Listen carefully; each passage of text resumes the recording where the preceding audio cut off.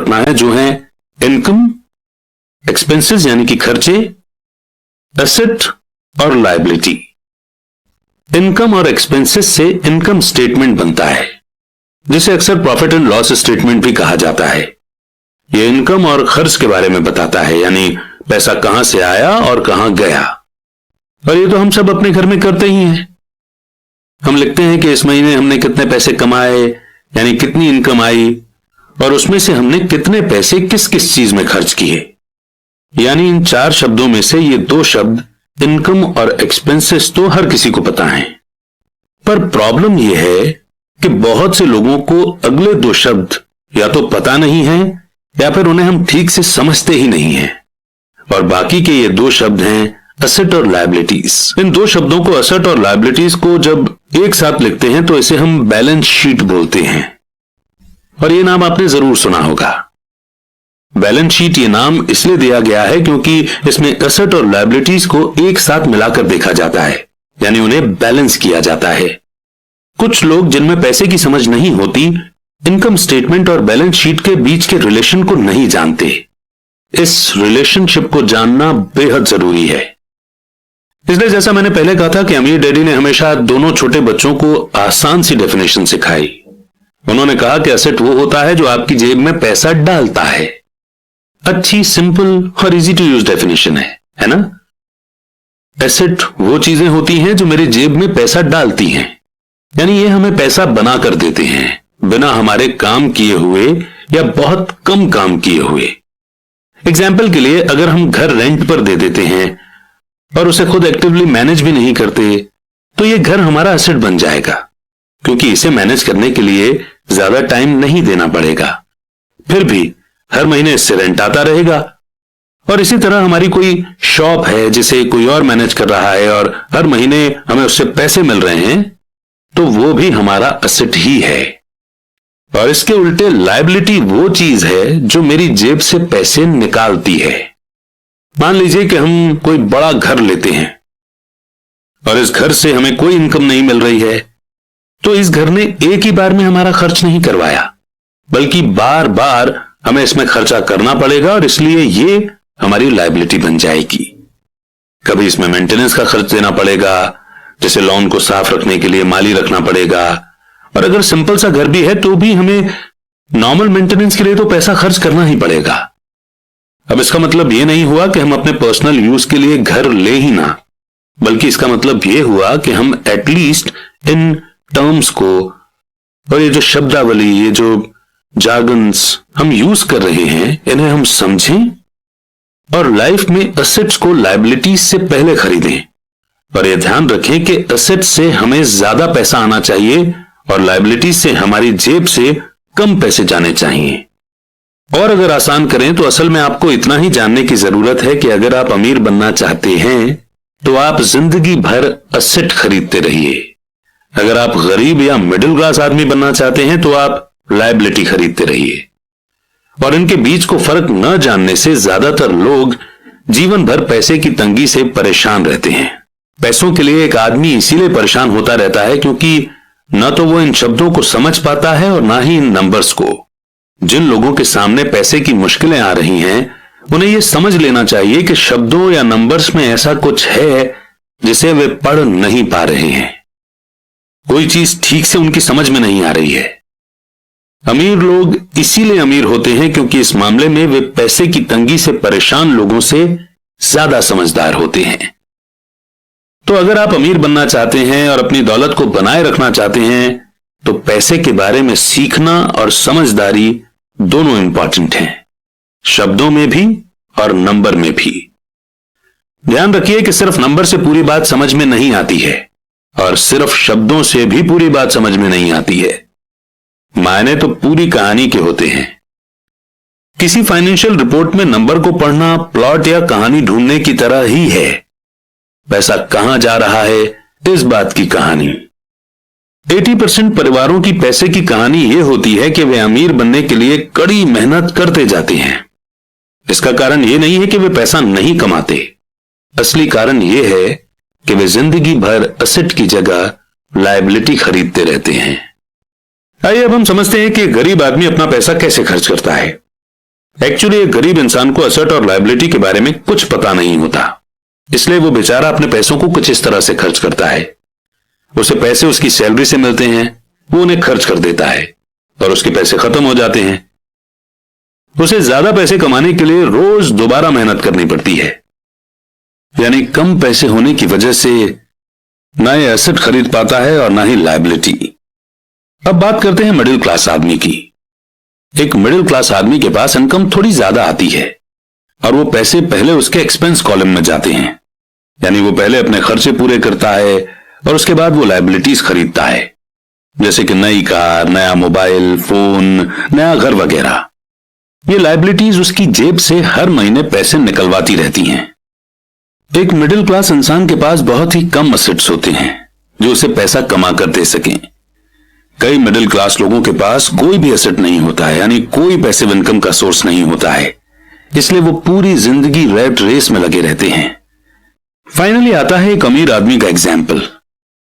इसके पैसे खर्चने के तरीके बहुत इंटरेस्टिंग हैं।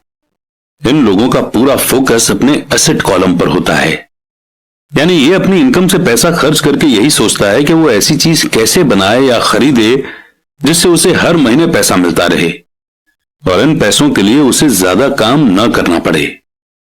इनकी यह सोच होती है कि ये अपनी जिंदगी में एसेट बनाएंगे और उसके बाद ही लायबिलिटी लेंगे।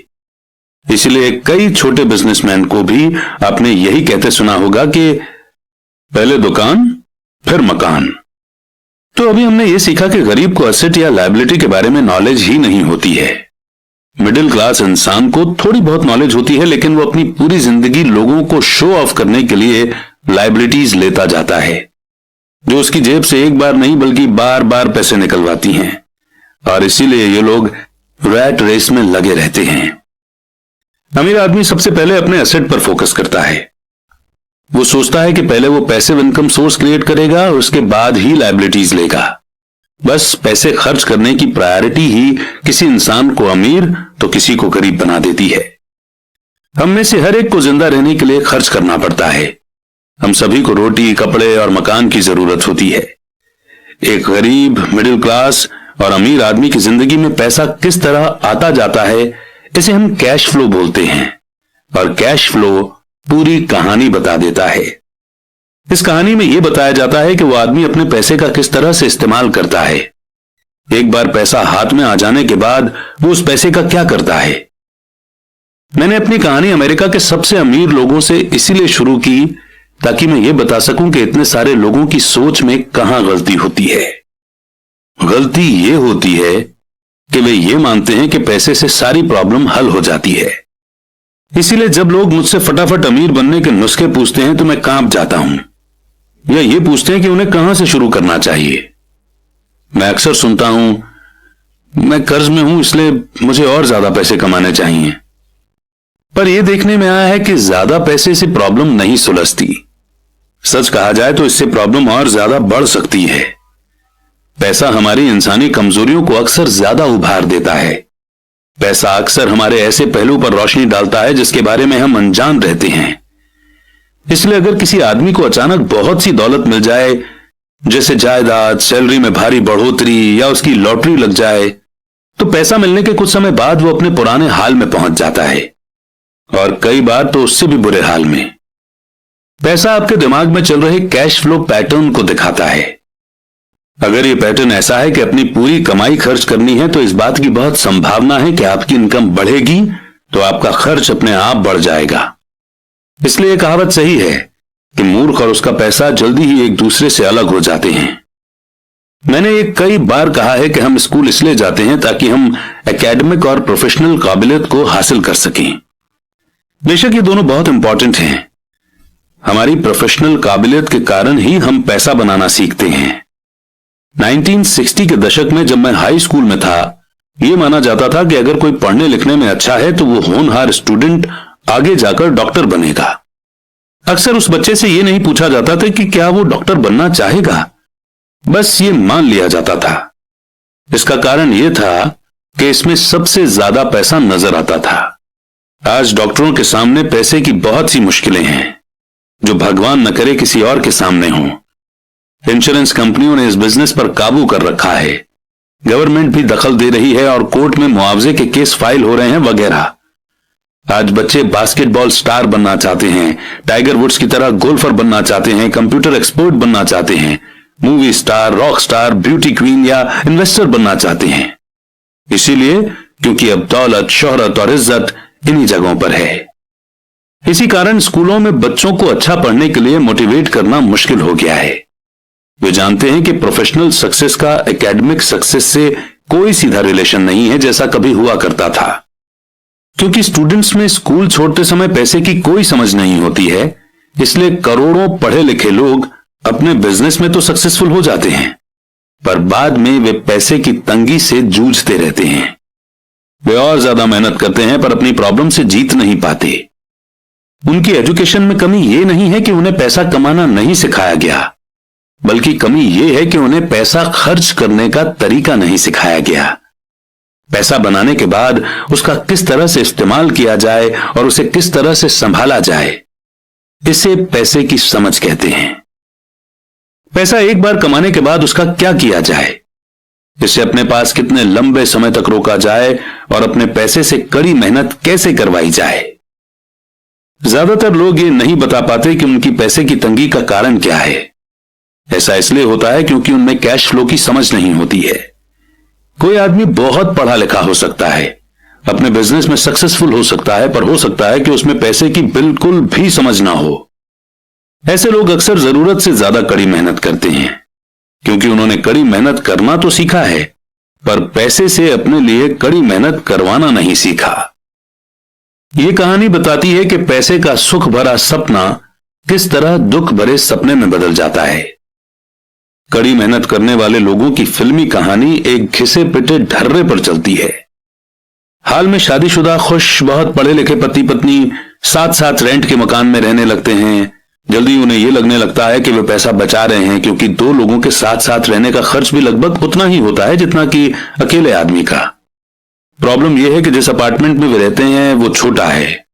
वे अपने सपनों का घर खरीदने के लिए पैसे बचाने लगते हैं ताकि वे बच्चे पैदा कर सकें। अब उनके पास दो लोगों की सैलरी होती है और वे अपने करियर पर ज्यादा ध्यान देने लगते हैं। उनकी इनकम बढ़ने लगती है। जैसे जैसे उनकी इनकम बढ़ने लगती है, उनके खर्चे भी बढ़ने लगते हैं। ज्यादातर लोगों के लिए पहले नंबर का खर्च होता है टैक्स। एक एम्प्लॉय के लिए टैक्स में सबसे बड़ी प्रॉब्लम यह है कि जैसे ही उसे सैलरी मिलेगी, सीधा ही सबसे पहले उसका टैक्स कटेगा। बाद में बचे हुए पैसे उसे मिलेंगे, जिससे वो अपने बाकी के खर्चे करेगा। और टैक्स एक सबसे बड़ा एक्सपेंस है। फिर लायबिलिटी बढ़ने लगती है। इसे समझाने का सबसे अच्छा तरीका यह है कि हम वापस यंग पति पत्नी की कहानी की तरफ चलें। उनकी इनकम बढ़ने के कारण वे फैसला करते हैं कि अब वे रेंट के मकान में नहीं रहेंगे, बल्कि अपने सपनों का घर खरीद लेंगे। जब वे अपने घर में पहुंच जाते हैं तो उन पर एक नए टैक्स का बोझ आ जाता है, जिसे प्रॉपर्टी टैक्स कहते हैं। फिर वो लोग एक नई कार खरीदते हैं, नया फर्नीचर और नया सामान खरीदते हैं ताकि उनका घर आलीशान लगे। अचानक वे अपने सपने से जागते हैं और देखते हैं कि उनके लायबिलिटी का कॉलम बढ़ गया है। वे कर्ज में हैं और उन्हें बहुत से होम लोन और क्रेडिट कार्ड लोन चुकाने हैं।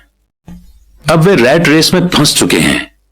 एक बच्चा पैदा हो जाता है, वे और कड़ी मेहनत करते हैं। ये प्रोसेस फिर रिपीट होता है। ज्यादा पैसा आता है, उस पर ज्यादा टैक्स लगता है और तभी उनके पास एक क्रेडिट कार्ड आ जाता है। वे उसका इस्तेमाल करते हैं। जब वो खत्म हो जाता है तब एक लोन कंपनी का आदमी आकर उन्हें बताता है कि उनका सबसे बड़ा एसेट, उनका घर, उसकी कीमत बढ़ गई है।